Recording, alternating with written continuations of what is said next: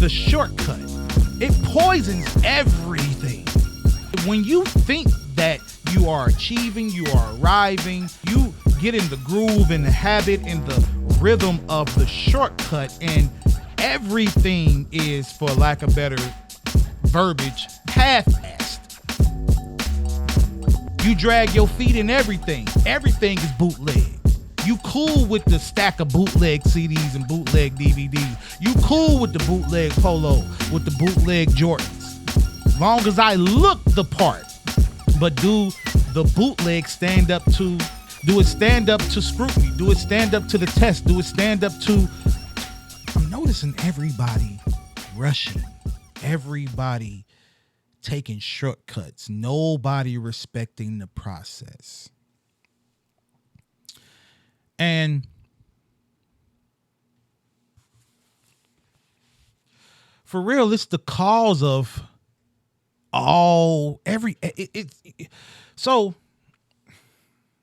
I ain't gonna front. I was watching different podcasts and different shows, and I was watching reaction videos, and few different topics on these reaction videos that kept coming up, relationship videos, and it was the single mothers, they can't find nobody, and they, this happened, and with their choices and with their guy, baby daddies or whatever. And then there was, jobs and professions and school and college or whatever. And then there was health. There was also religion, and how all these things intertwine or interweave into taking shortcuts is the way that we end up in bad relationships, and we end up with a billion kids, and we end up with not being able to sustain ourselves financially or emotionally or anything, is because we want to skip the process. We don't want to respect the process. We want the end goal. We want the results, and we don't want to do any of the work. We want to get to the end of the line. We want to get to the end of our experience and then complain about the outcome and the product we produce. But we didn't steward our time. We didn't take care of, the things that really would have cemented our success. We didn't take the long road. All of the people in my life that I am discipling, whether they know it or not, whether they want to surrender to it or not. I've even had a person or two call me, ask me for discipleship, right? Ask me to lead them, ask me to help them and walk them through. But then when it's the tough time, they say, nah, you can't, nah. You ain't teaching me. We teaching each other. The people that I am discipling and leading and pouring into right now in this season, who are having a tough time. I'll just say it like that. Who are having a tough time.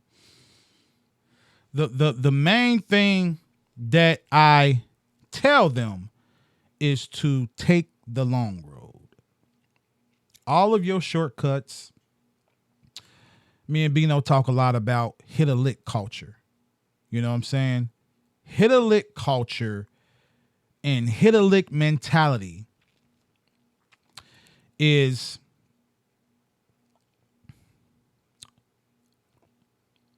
poisonous.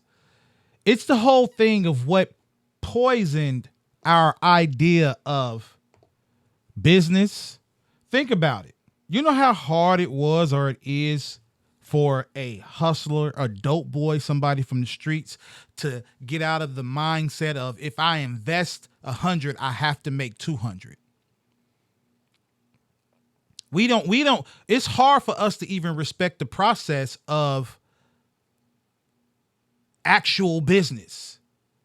We don't understand that when we start a business and we strike out into this entrepreneurial space, you might not see a profit for 5-10 years. You might not break even for 5-10 years. You know what I'm saying?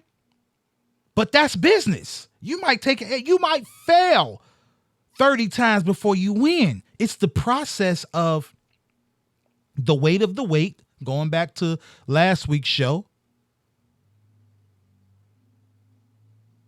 It's taking your time, taking the slow route, taking the long route. See, shortcuts, we think that we're going to check this out. Check out the psychology of the shortcut, right? The shortcut really isn't even a shortcut.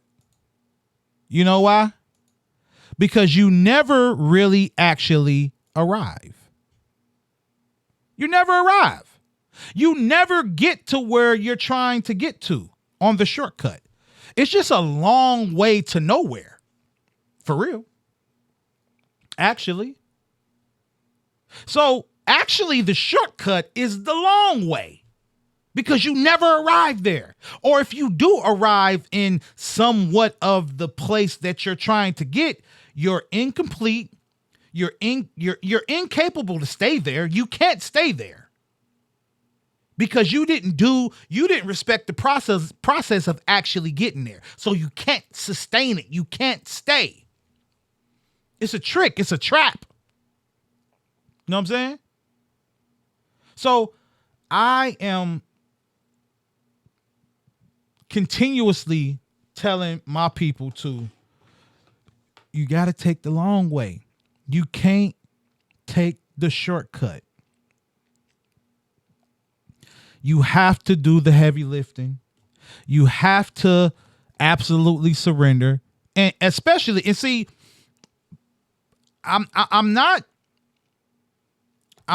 excluding anyone. Any and everybody is welcome here, is welcome to this conversation. But there's only certain things that's going to apply to an unbeliever. You know what I'm saying? Like, if you don't have a membership at Sam's, you can go. You got to do a couple extra things and you can't do some things. I guess Sam's is a bad analogy. I'm going to just put it like this. Kingdom culture is for kingdom citizens. There's some universal laws, some things that, you know what I'm saying, is universally across the board and it just apply. That's because how God set up the universe. He set up the world. He set up right and wrong, up and down, left and right, hot and cold. He set it up like that. So some things do just work.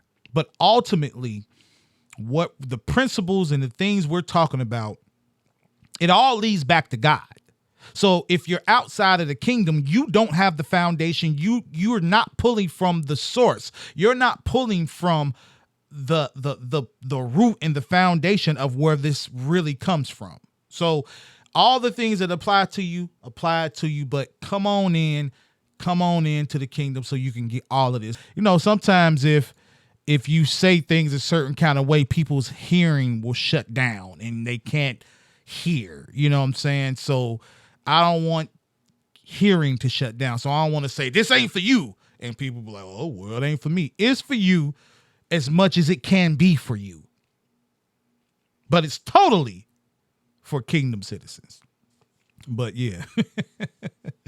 But the shortcut, it poisons everything. When you think that you are achieving, you are arriving, you get in the groove, in the habit, in the rhythm of the shortcut, and everything is, for lack of better verbiage, half-assed. You drag your feet in everything. Everything is bootleg. You cool with the stack of bootleg CDs and bootleg DVDs. You cool with the bootleg polo, with the bootleg Jordans. Long as I look the part. But do the bootleg stand up to, Do it stand up to obedience is the key. Amen. Do it stand up to scrutiny? Do it stand up to the test? Do it stand up to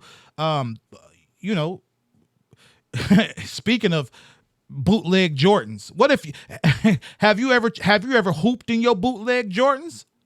Or do you just wear them for sure? For sure. What happens when you got to actually run in them and you run out the soul? You know what I'm saying? Like a cartoon, and the soul is there and you here. You know? So take the stairs. Ain't no elevator to success. We all got to take the stairs. We got to go the long way. Take the scenic route. Take the long route. Slow down. So, Israelite comes to Samuel like, we're done waiting on the unseen. Give us a king we can see. Give us a king we can, because God, out of sight, out of mind, God, we can't go knock on his door and be like, hey, when you gone? I thought you said, what about how long? We can't manipulate God. He's out of, he's not a man. And then when we can't manipulate God, or if we can manipulate man and he fails, we can blame him. It don't go back to our own obedience. It don't see, and that's the whole thing. Like when we're having these different conversations about what's what, who's who, and where's where, if it's political, if it's social, no matter what it is, there's a whole bunch of different conversations we can have. I always like to start at yourself, what you can control. When black folks want to talk about the government and white folks, the white boogeyman, systematic racism, I always want to bring it back to the root and the first cause is you. What can you control? What can you first control? Yourself. You cannot X, Y, and Z fail. You cannot create a family that you can't take care of with a woman that you don't want to be with in a situation you don't want to be in.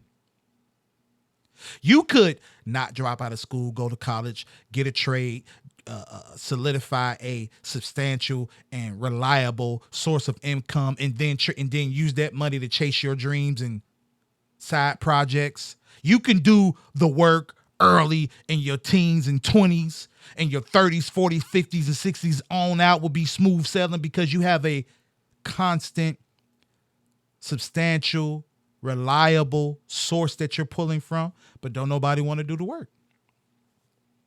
Everybody want to point to somebody else and blame somebody else, and then it's your fault. Hey, somebody got to explain why I ain't got nothing, like Tupac say.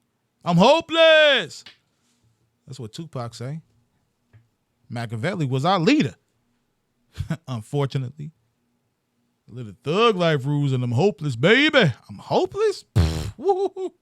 Well, he made being hopeless sound poetic. Thanks for tuning in.